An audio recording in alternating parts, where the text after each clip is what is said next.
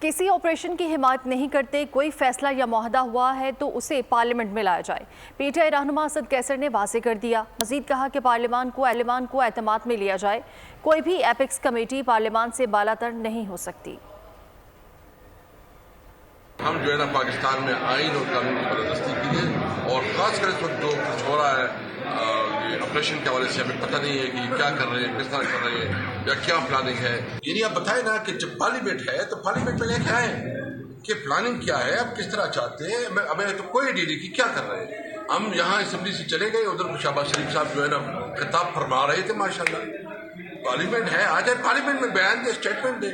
اس کا defence minister جو ہے نا اس کے پاس تو باقی چیزوں کے لیے بڑی تربخان بنا ہوا ہوتا ہے، لیکن جب ایکچوئل اس کی ڈیوٹی ہے وہ بتائے کہ وہ کیا چاہتے ہیں۔ ہمیں تو کوئی پتہ نہیں ہے کہ کیا چاہتے ہیں۔